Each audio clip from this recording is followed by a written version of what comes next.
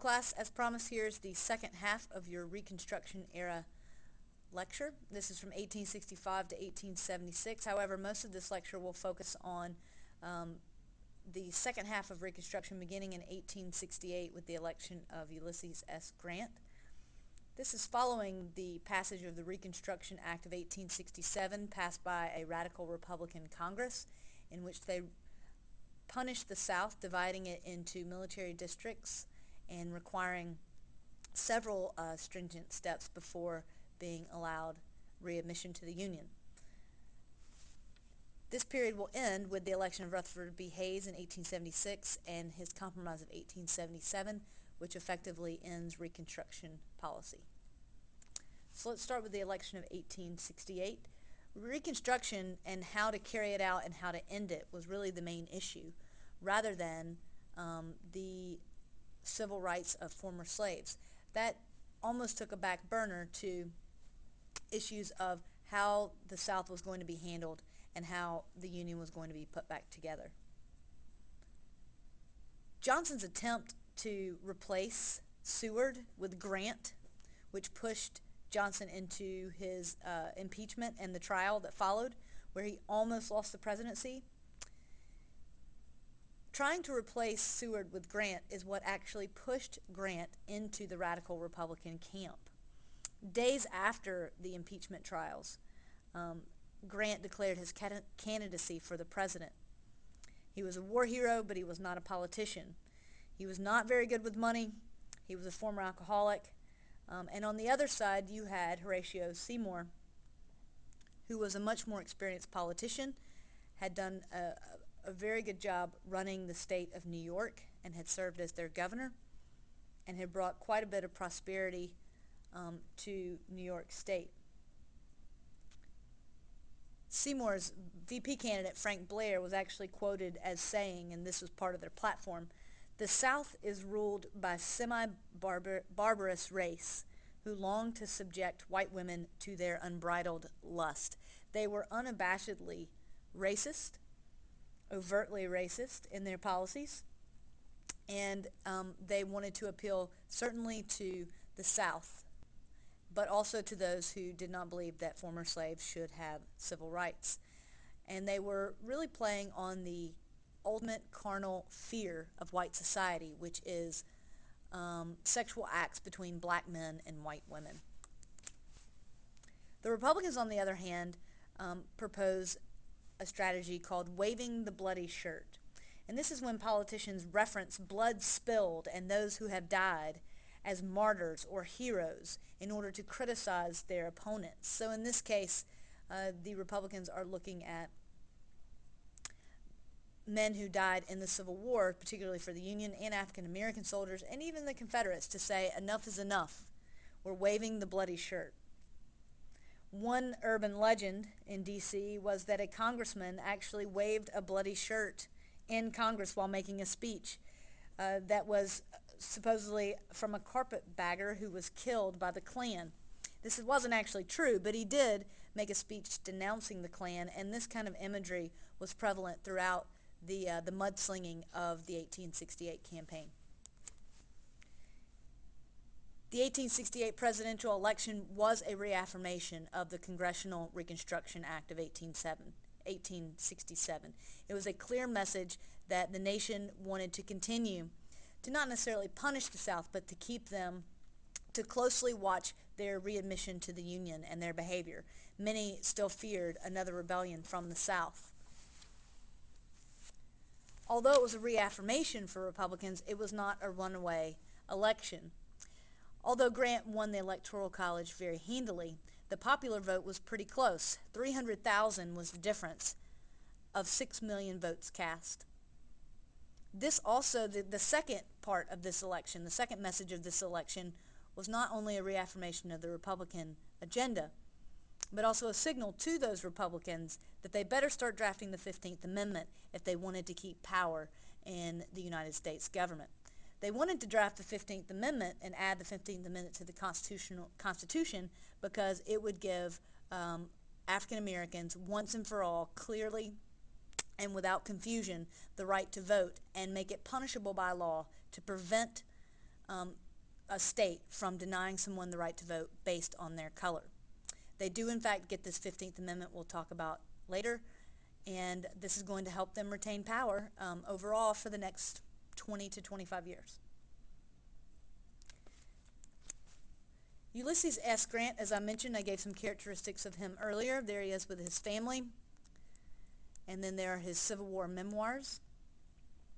Unfortunately, Grant's presidency was mired in controversy. When people say the presidency of Ulysses S. Grant, you think of words or hear words such as fraud, corruption, not Grant specifically, but those around him. His entire administration was full of bribery and corruption and fraud. Grant presided over an era with unprecedented growth of corruption in government, and the three biggest ones I'm going to mention are the Credit Mobilier scandal, the Whiskey Ring, and the Indian Ring. I'll start at the bottom first. The Indian Ring involved Grant's Secretary of War, William Belknap, who accepted bribes from companies with licenses to trade on Indian reservations. So in other words, he was taking bribes in order to allow certain companies to do business on Indian lands. He was impeached but was acquitted by the Senate when he went to trial.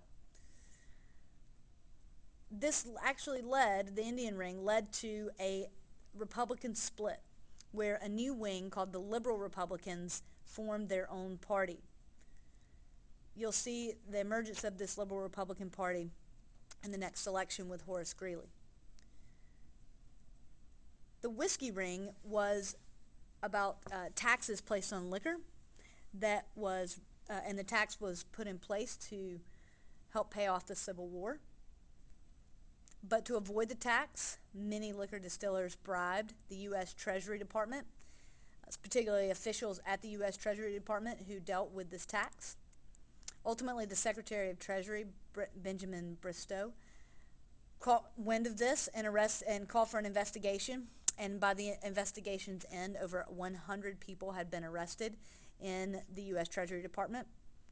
And Grant's own personal secretary, whose name was Babcock, was actually spared because of Grant, but had in fact also taken bribes and was connected to the Whiskey Ring. And finally, the Credit Mobilier scandal involved the railroads. The Union Pacific CEO, whose name was Thomas Durant,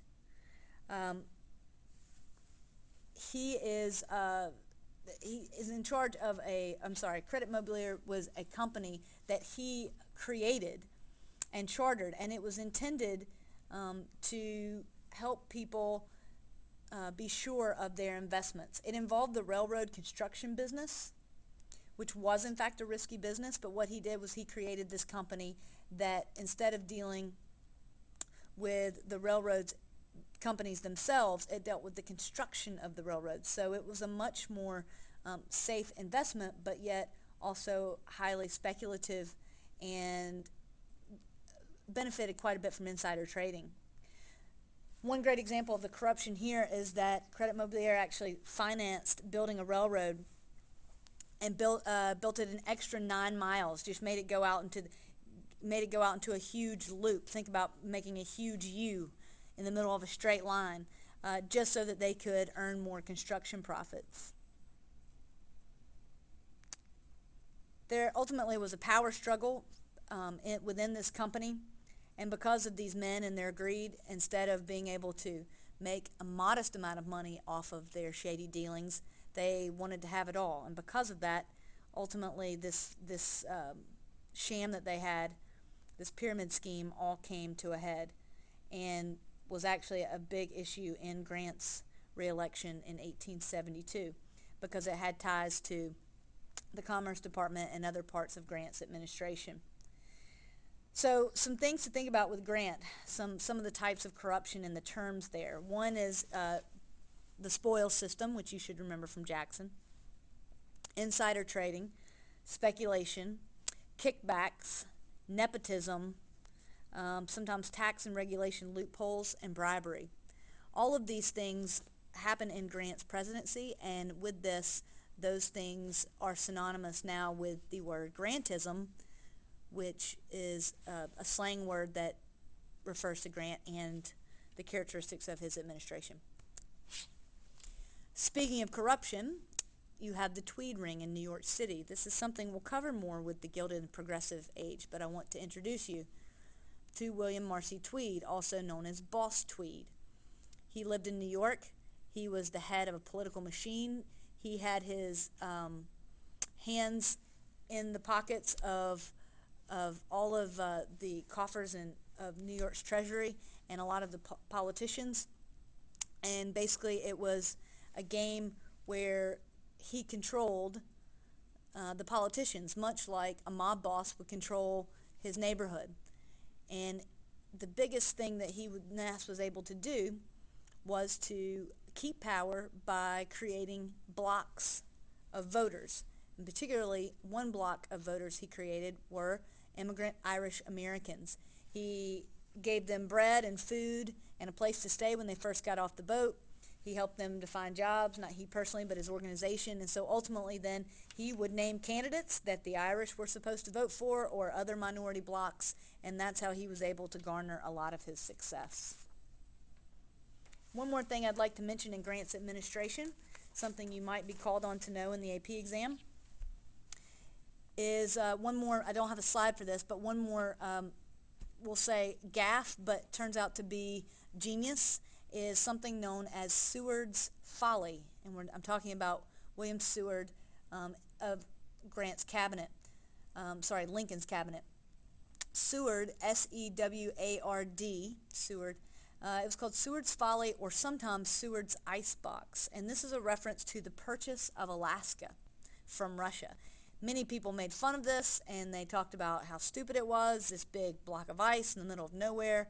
But look at Alaska today, one of the largest, it's strategic for sure, but also in terms of the potential natural resources as well. So the election of 1872 is going to revolve around the corruption in government. And Horace Greely, as I mentioned, the one branch of the Republicans have split. They've called themselves the Liberal Republicans. And they actually end up running under the Democrat banner because of our two-party system. Horace Greely, just to give you a little background about him, he was a huge newspaper man. He founded the Liberal Republican Party. He was an editor, a reformer, a politician, and an outspoken opponent of slavery. His biggest periodical was the New York Tribune, and he was formerly a Whig before he was a Republican, but was never in the radical Republican camp. He campaigned against government corruption, and he was supported by some Northern Democrats as well, but he did in fact lose in a landslide. And we're actually fortunate that that happened, because before the electoral votes were even counted, Greeley died, November 29th, 1872, right after the vote.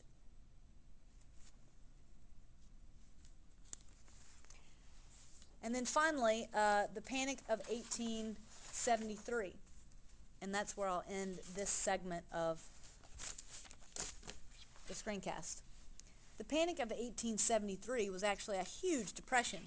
It doesn't really get credit for being the Depression. In fact, before the Great Depression that we think of in the 1930s, the 1870s and 80s were called the Great Depression, until the Great Depression of the 1930s took its place.